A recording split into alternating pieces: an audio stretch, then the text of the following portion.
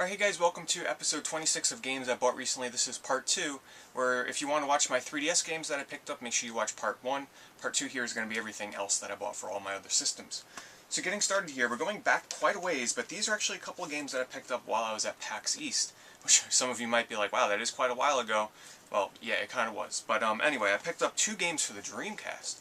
These are recent homebrew shoot-'em-up releases, the first of which is Pink Bullet's Last Hope, which was also homebrewed and made for the Neo Geo, and this version here is actually the Dreamcast version. But what's interesting about this release is there was a release of this just called Last Hope. This is Pink Bullet's edition, where the bullets in the game were actually made brighter because people were complaining that the game was a little too tough to see the bullets, so they vamped up the brightness on the bullets to make it a little bit easier to play. I actually did a live stream of this. It's very challenging and it's a lot of fun. And I also picked up Dux, D-U-X, which is a very colorful shooter. It's got a lot of great strategy to it. It's very unique in that you absorb a lot of the bullets, and at times I was like, wow, this is kind of easy because I'm just absorbing everything. But then I quickly found out after the first level was done that this game is brutally hard, but it's still a heck of a lot of fun. I also live streamed this as well. I'm really happy with my purchases. Any of you out there that are fans of shoot-'em-up games, you owe it to yourself to check these out if you own a Dreamcast.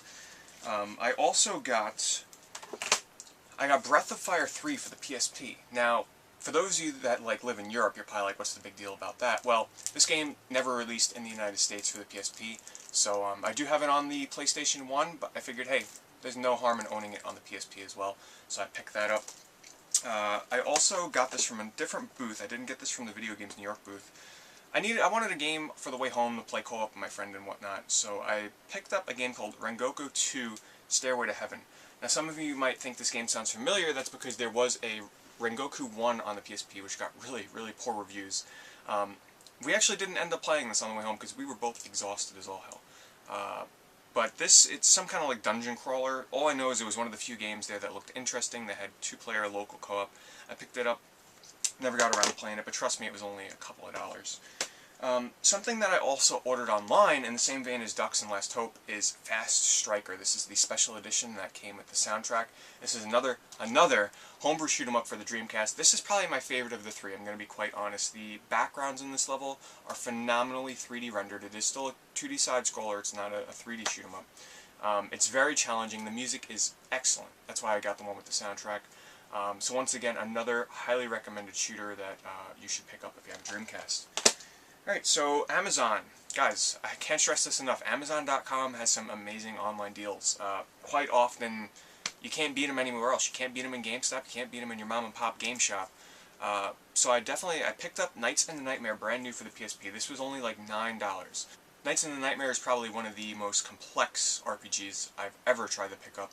The tutorial itself takes 2 to 3 hours to finish before you can even get into the game. But for that price, I couldn't pass up the PSP edition. Okay, next up is Pokemon White. Now, I will admit this game came out at the absolute wrong time. I was involved in playing other games. I just could not get into it. So for the first, couple of months this was out, I only invested like 3.5 hours into it. But one of the other reasons was because I did not like playing through it without the Pokédex, because I like to know what my Pokemon are going to evolve into, what their stats are like, where you catch them. I just like to know that information without having to look it up on a website or whatnot. I like the handiness of a book. So when the strategy guide came out, I picked it up, and recently I just got back into it. And I have to say, I'm really enjoying it. I'm about 9 hours in right now. It's really unique and fresh to have all new Pokemon at the start of the game. It really feels unique, especially with the new, I guess you could say, enhanced graphics, where it does look a lot better than past Pokemon game releases. So I'm having a lot of fun with it, and definitely looking forward to going back and playing through it. For the PSP, I actually bought this in hopes of playing it on my way to PAX, but that just never happened. This is Harvest Moon Hero of Leaf Valley for the PSP. This is actually, from what I understand, basically a updated sort of remake of Harvest Moon Save the Homeland on PS2, which is one of my favorite Harvest Moon games, one of my favorite PS2 games, if you guys ever watch my top 30 PS2 games. So definitely interested in playing this.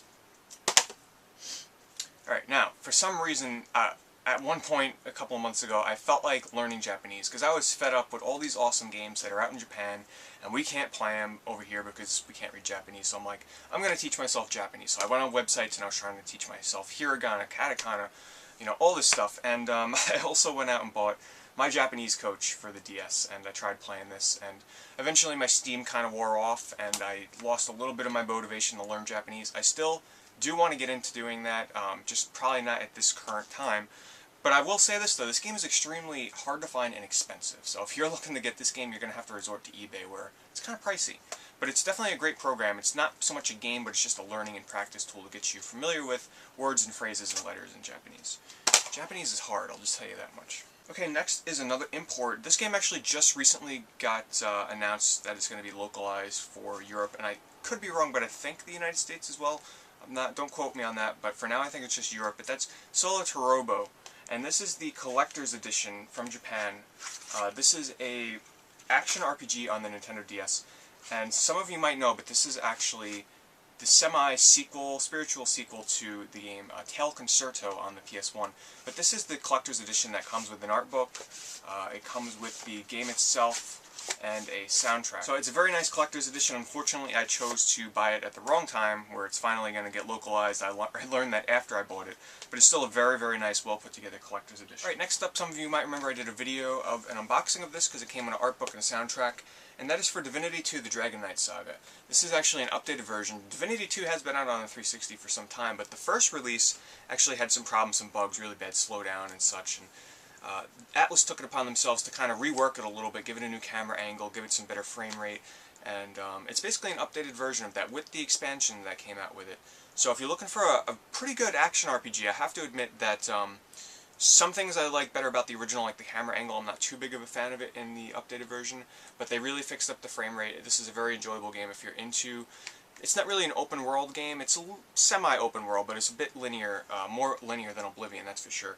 But if you're into third-person fantasy RPGs, definitely check out Divinity II. Okay, so these next couple of games here actually go along with a new system that I bought, and that system is a Japanese PS2. And I bought a Japanese PS2 specifically for one or two games. One of those games was this one right here, Shadow Tower Abyss.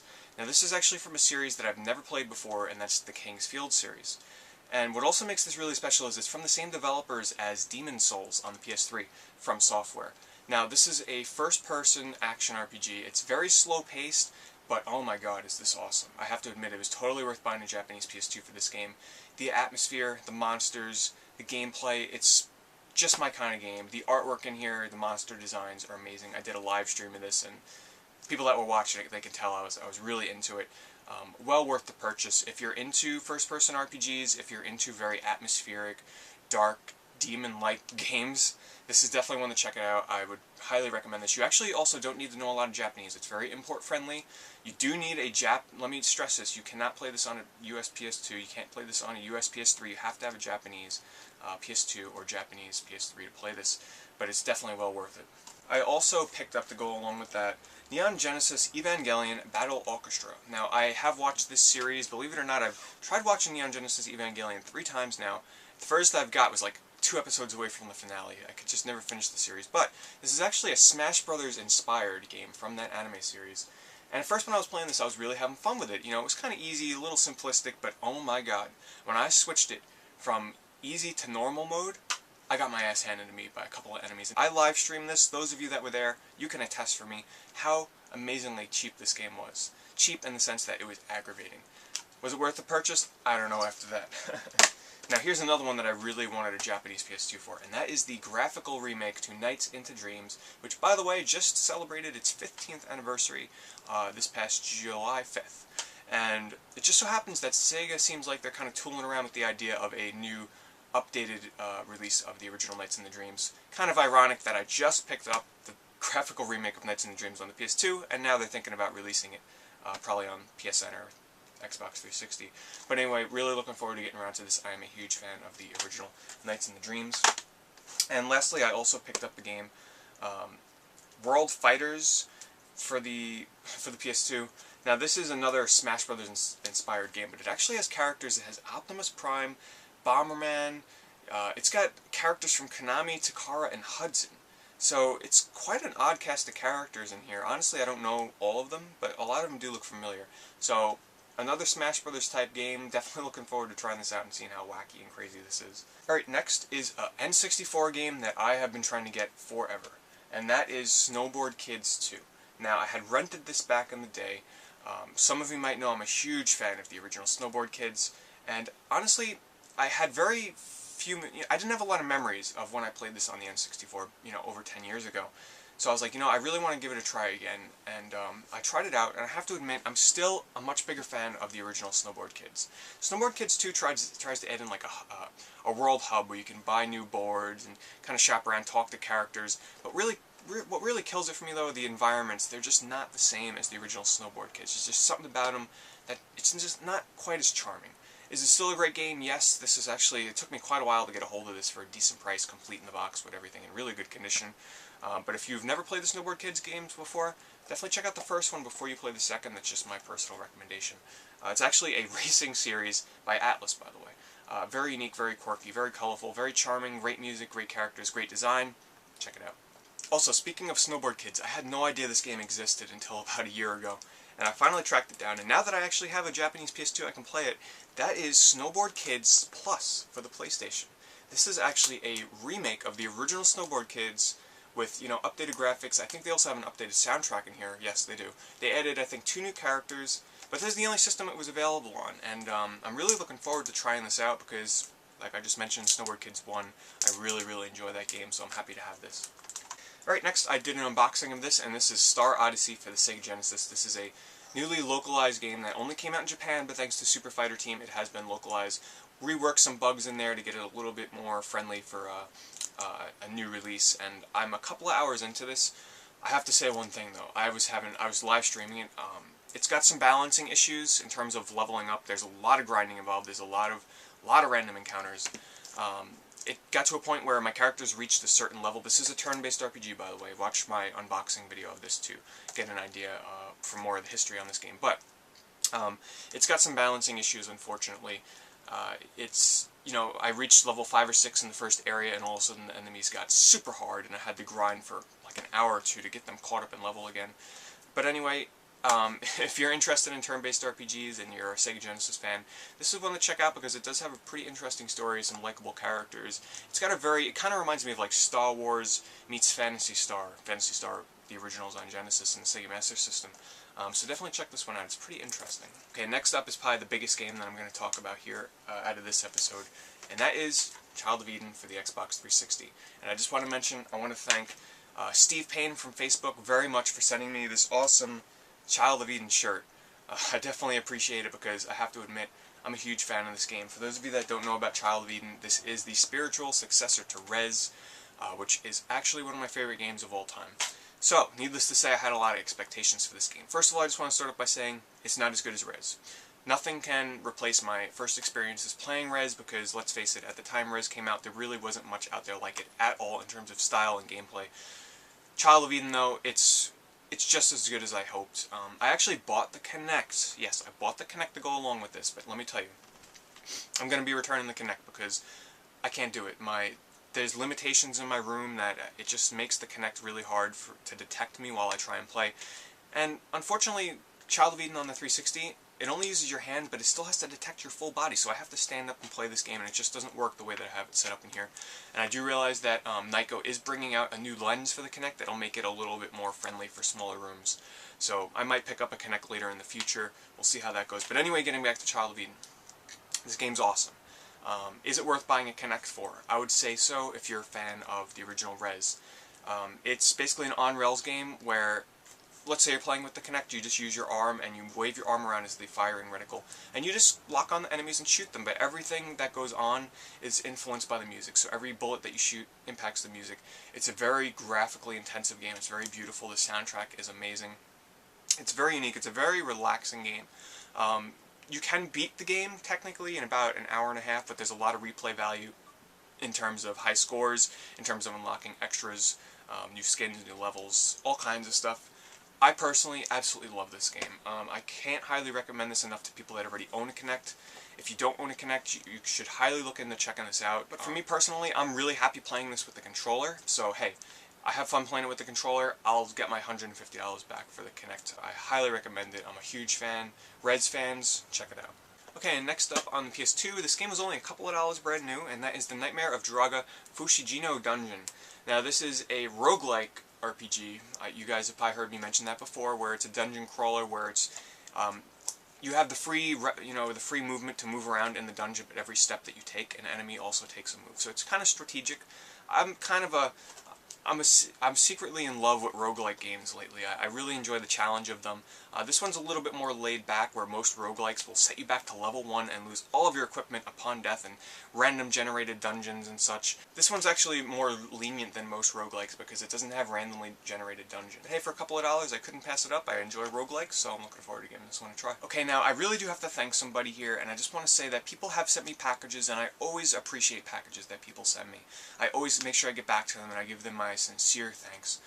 But one person in particular, Ewan, sent me a package, well, packages, and it just blew me away. I'm like, oh my god, like, I feel so bad accepting this stuff from this guy.